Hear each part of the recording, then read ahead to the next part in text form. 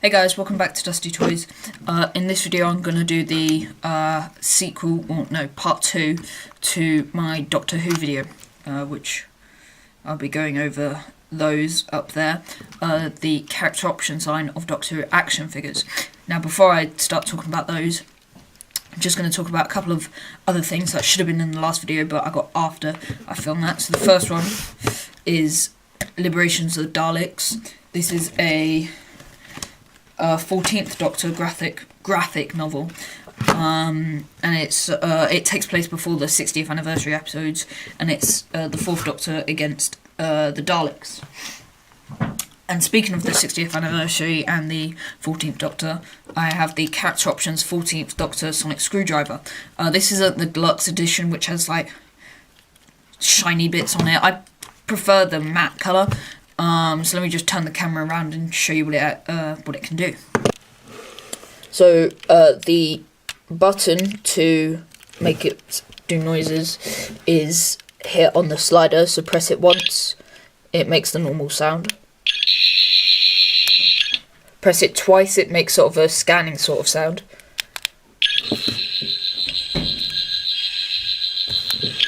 Press it 3 times, it makes another sound. Wait.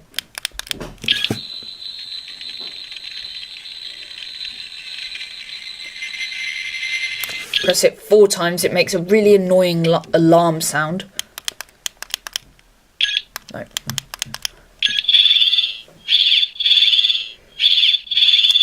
And 5 times you get sort of a broken sonic sound.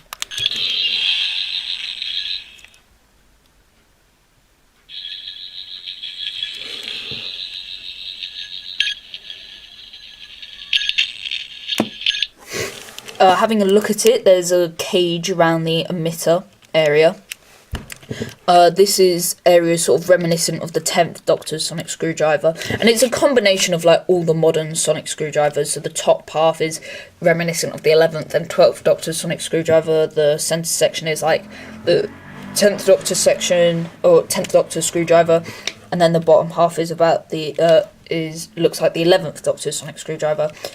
This section, you can twist it to make a clicky noise, much like the Master's laser screwdriver.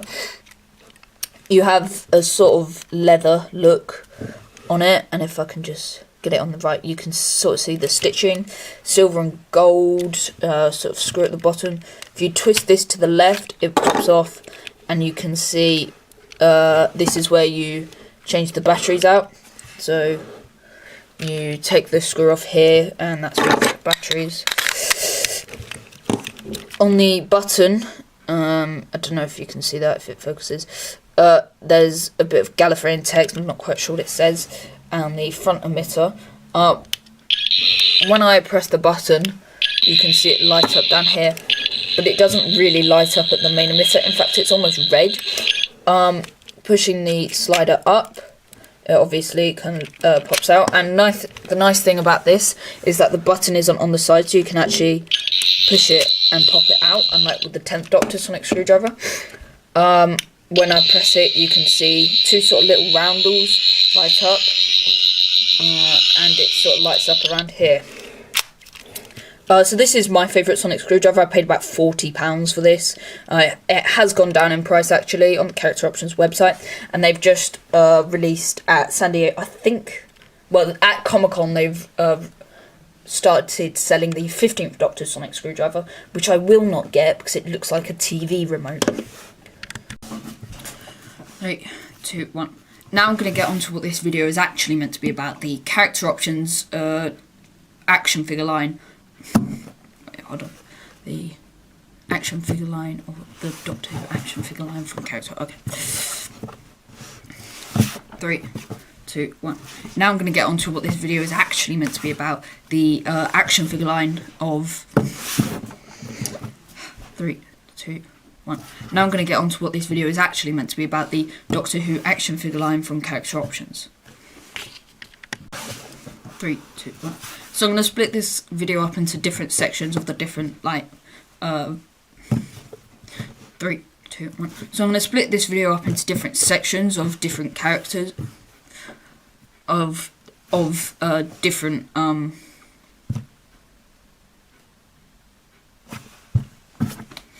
so I'm going to split this video up into different sections for different areas of the toilet. 3, 2, 1. So I'm going to split this video up into different sections of the toilet. So we're going to start off with the companions. So I only have 4 companions, and you can clearly see that I don't own many companions. That's just because there aren't many in the toy line, really. A lot of key characters from the show just aren't represented. And, you know, when I used to play with Doctor Who toys, there wasn't much you could really do with the companions. So we're going to start off with arguably the worst one here, Rose Tyler. Now this is the worst one here because she was the first companion Character Options ever made. She was the first companion of the reboot series, and you can clearly see this isn't much of an action figure.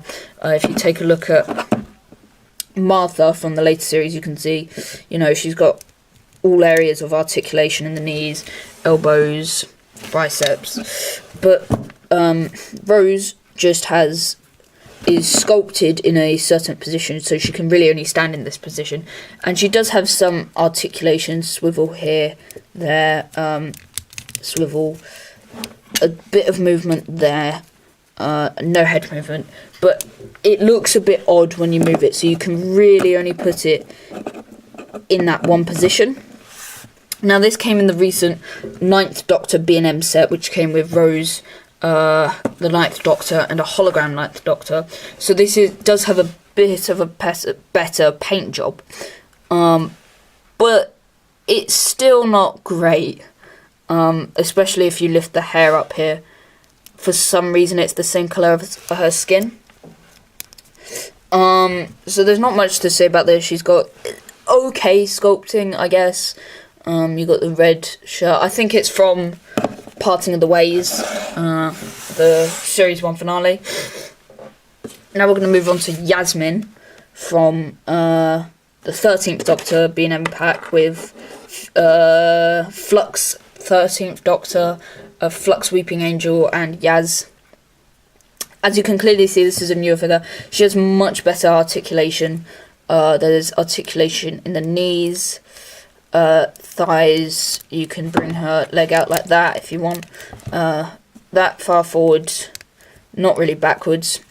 You can swivel at the waist. Arm can do a full 360. Bend at the elbows and swivel at the biceps. And for some reason, not really the head. It's a really gummy head. Really soft plastic, and it doesn't really move. The paint job is alright. I can just focus.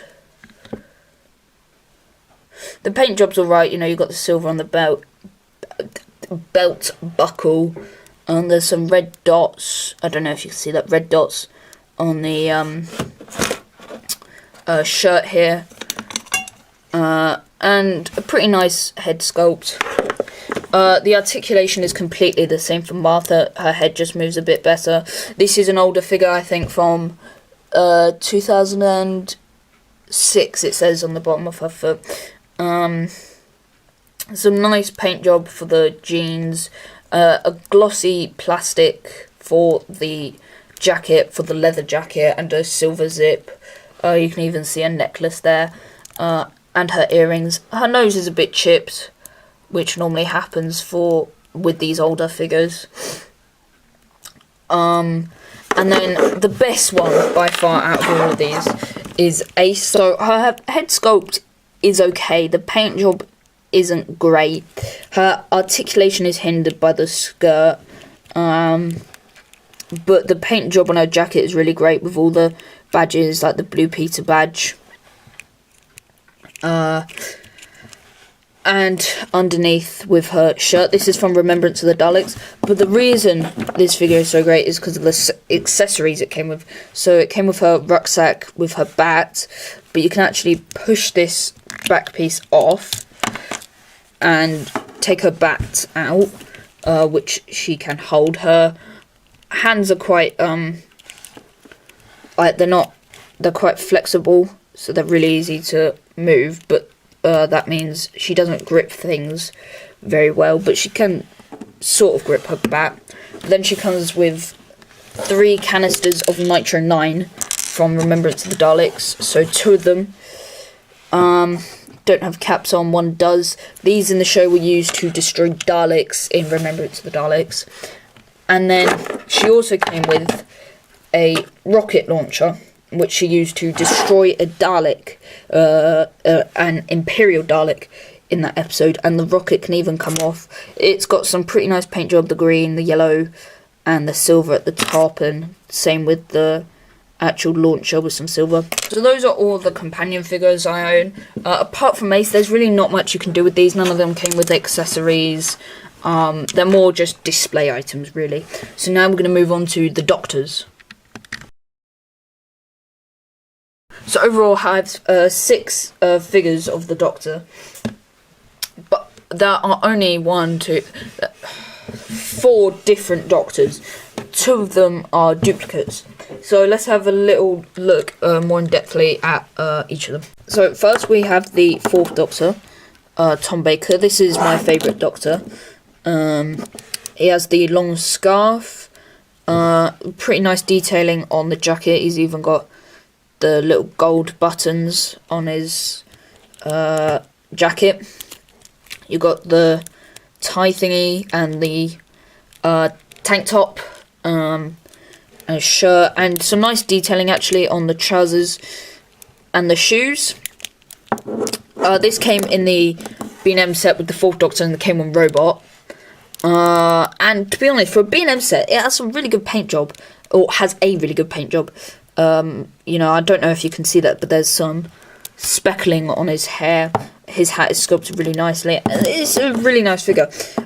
His articulation is pretty good, full 360 at the shoulder, bend at the elbow, twist at the wrist, twist there,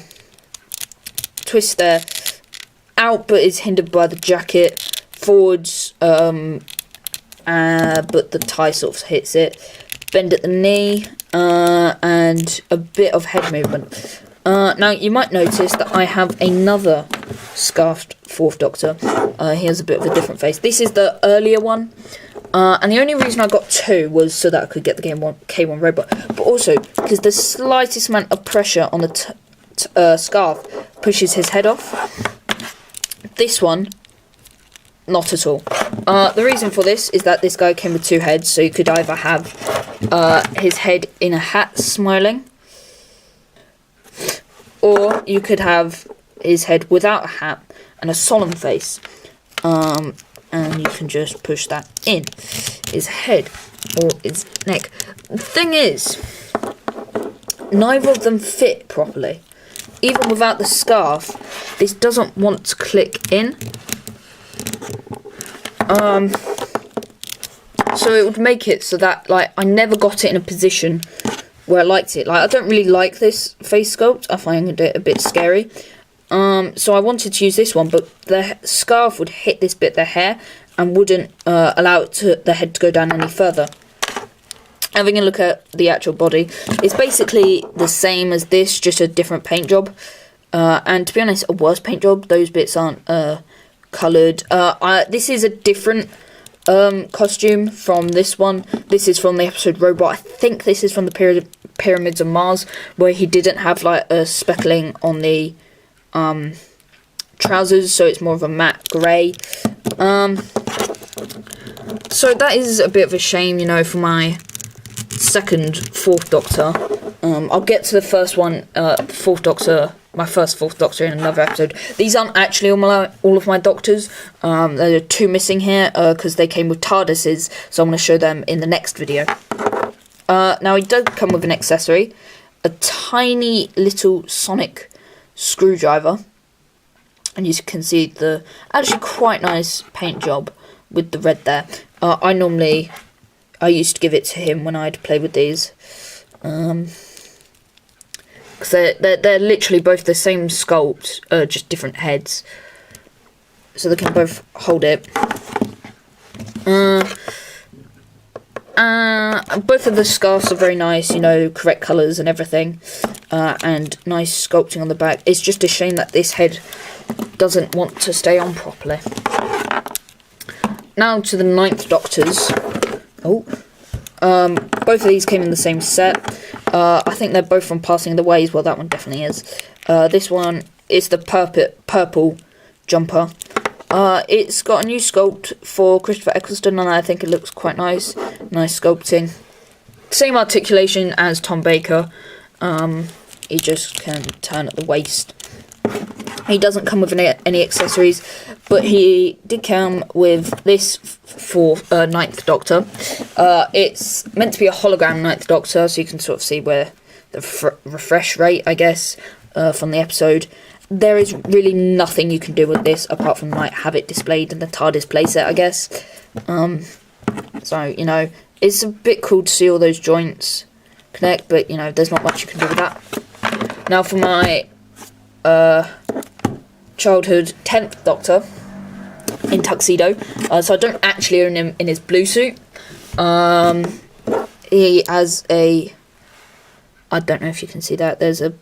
You probably can't. There's a bit of paint missing from his nose from so much play. You know, it's a very basic Doctor, but because I had the 10th Doctor TARDIS playset, it was the easiest to use. He also comes with a sonic screwdriver. A teeny little collapsed 10th Doctor sonic screwdriver. And that fits in his hand. For some reason, though, his finger is wonky. And that's actually a thing with all the figures. Like, I saw a review of this on YouTube, and is actually what made me get it. But for some reason, that's part of the figure. And another part, his arm can come off really easily. And there's also an elbow joint there, but that's very strange. This guy does have some different articulations, so you can't twist it at the thigh, but you can bring the arm out, so you can do the regeneration pose. I really like this figure. It's really basic, but you know, you got his Converse, and yeah, it's really nice. It's a really nice figure, and it goes well with my Martha on display. And finally, we have the Flux 13th Doctor. I have not seen Series 13 or Series Flux or whatever.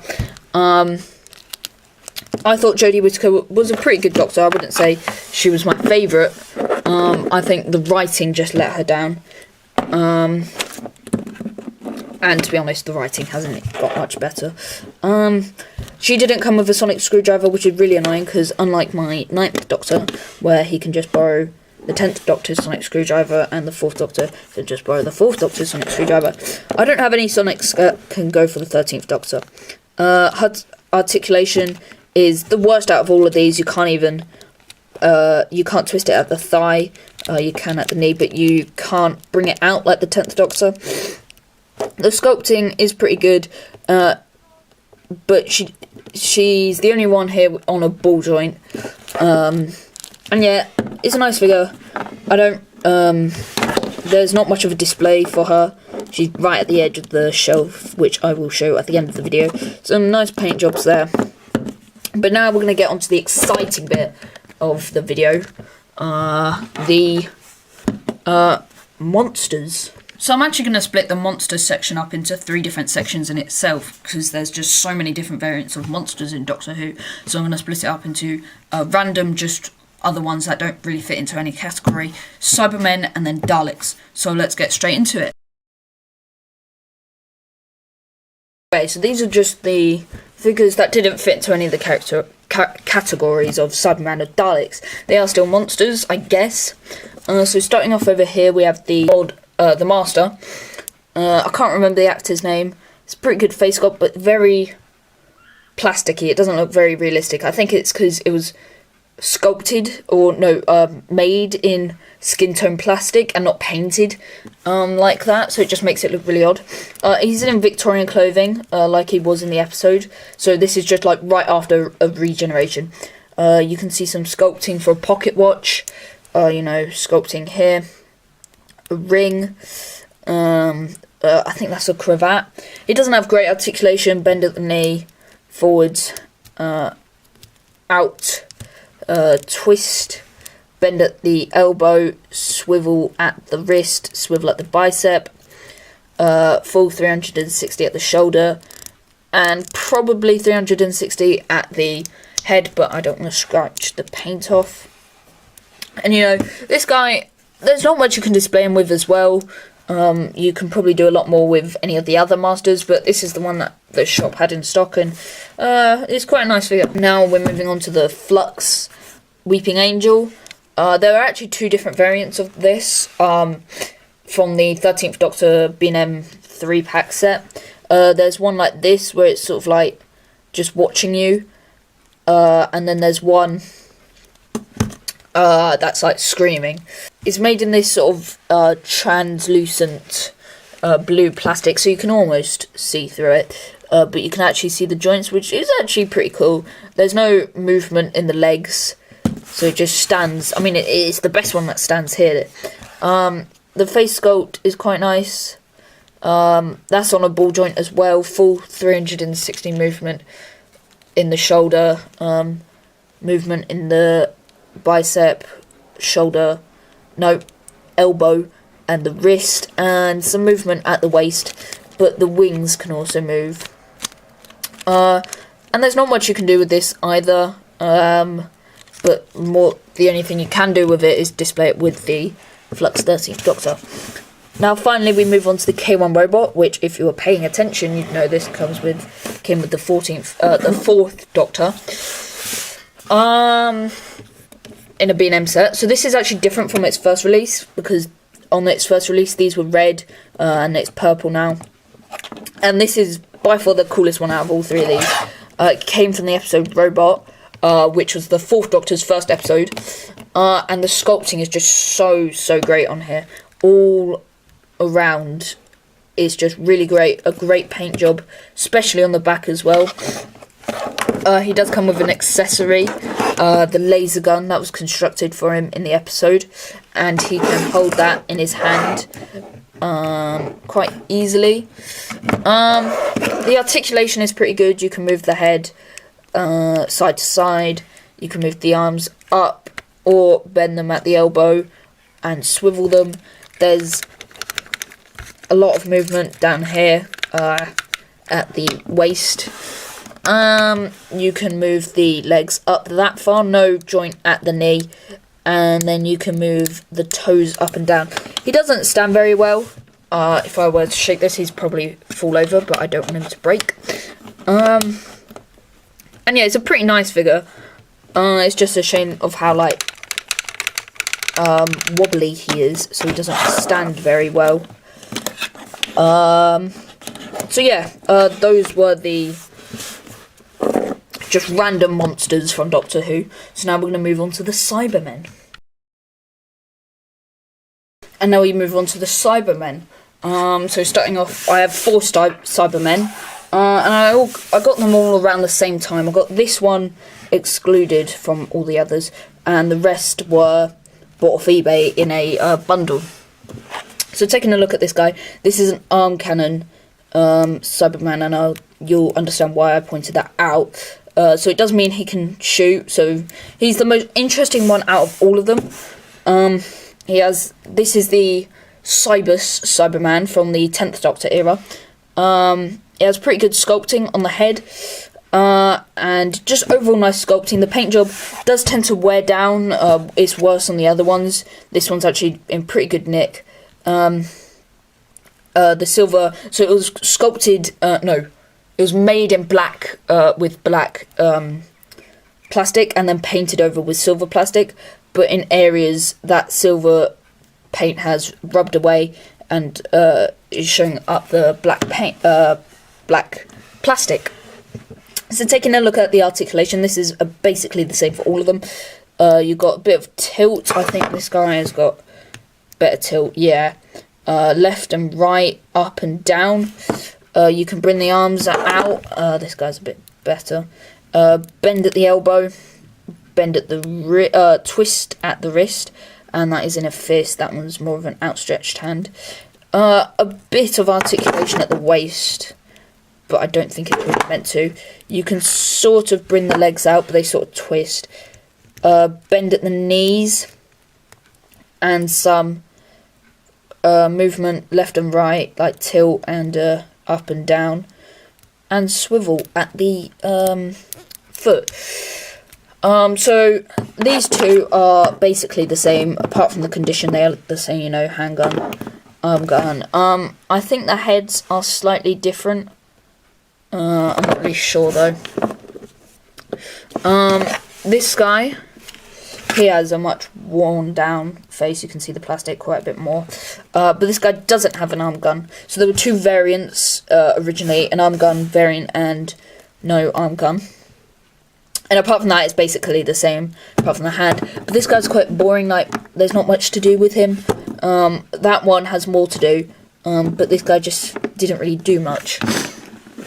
And this is the Cyber Commander. I know that because he has black bars instead of silver. He's got a pointed finger. It would have been nice if he had an arm gun, but he doesn't. And sort of an outstretched hand. That was for his accessory that he came with, which just didn't come in the eBay lot.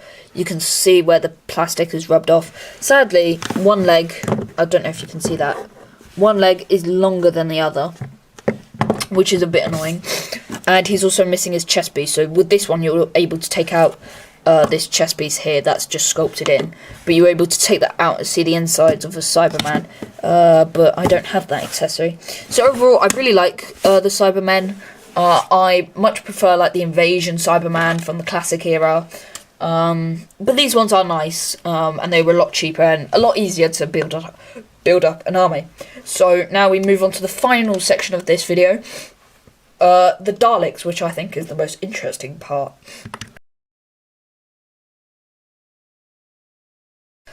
So I have 7 Daleks in total. Obviously I only have 2 here, because I can't show all of them on at once. And the Daleks over the years in Doctor Who have changed substantially. You know, these are 60s Daleks, and they look almost completely different from modern Daleks in terms of design. The shape has stayed relatively the same. So I'm going to look at these in pairs of 2 and 3. And just have a look over them. So this is my favourite Dalek I have. I just love the colours, the black and blue, the matte sort of cream colour and the silver and then the black again. I think it looks really nice, and the sort of diluted pupil and the yellow ears, I guess. I think that's what they are. I think this is a 60s Supreme Dalek. On the bottom, got 2 wheels here and then a swivel wheel, so you can make it go forward, but you can also turn it. And then you got the bumps in all the sections, and I think it just looks really nice. The plunger can move up and down, full movement, and so can the exterminator gun. I don't actually know what that's called, and that's a pretty nice sculpt there. And you've got the grates all around. You can move the head full 360 and move the eye up and down. So yeah, that's going to be the same with literally all these Daleks.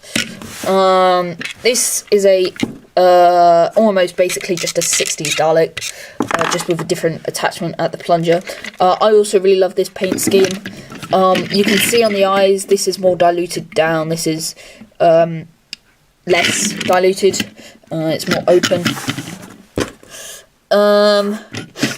This is literally basically just a regular Dalek from the 60s, just with a different attachment there again. I really also like this, the silver and the blue. Overall, it's just mainly silver, same articulation and all. One thing that does happen with these is that the paint on the sockets do rub off when you move them, and there's also very squeaky. I don't know if you can hear that, but they're very squeaky. So obviously this one has a different attachment from the plunger. It's got a hole in it, and that's for the fire accessory. So this is a flamethrower Dalek, and you can already see that this is very loose from how heavy this is. And this looks really nice. It's not too transparent, but it just really has some nice detailing of the red into the orange and back into the red again. So yeah, I really like these Daleks. I just love the classic Who Daleks of the 60s and the 70s. I'm not quite sure what episode this is from. I think it's The Chase, but I'm not too sure. These are the last two of my classic Daleks. I only have 4. I know what the episodes this is from. This is from Genesis of the Daleks, which is basically the origins of the Daleks, and the Doctor is sent back in time to destroy the Daleks, and I won't tell you if he succeeds if you want to watch that episode.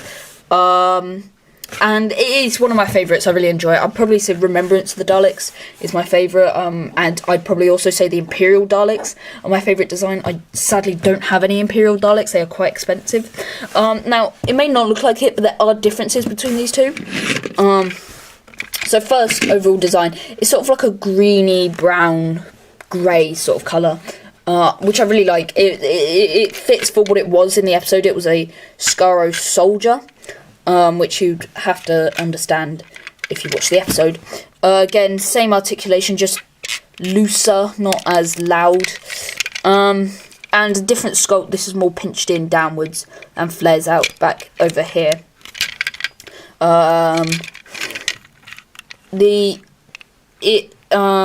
Light ear thingies are sort of ridged here, and then you have sort of a pupil in there which isn't off-centered. No, it is off-centered. I've just realised that. That really annoys me. And then you've got the rings round here. Now the differences here. First off, that's the socket there is the joint is grey there, light grey. That's actually black. I prefer the black there. But I think this one's actually more accurate. It also has this little oval there. It doesn't there. And then the ears are different. This is more like less transparent. It's more white. And then this one's more rounded, less rigid, and sort of has a circle around it, and is clearer. This also, just like actual stuff, this is a lot looser to turn. This one is a bit more stiff. So yeah, I really like these Daleks, and these are my modern Daleks. I don't have as many as the classic ones, clearly 3. Let's just take this one out for a moment so we can focus on these. This was recently released, only a couple of months ago, near the beginning of the year. First, this just really annoys me. These plungers are made of a softer plastic, so in the packaging they have bent, so they're not straight, and it really annoys me. Let's have a look at the bronze Dalek. So this is from the episode Dalek, and that's because it has a slightly different ring. And this is the famous Dalek from the New Who era. Basically, in every Dalek episode since 2005, they've looked like this. You know, grey base, bronze all over, and a lighter gold here. Blue for the pupil, name tag or dog tag there. Clear ears, which are like cups, and then clear rings.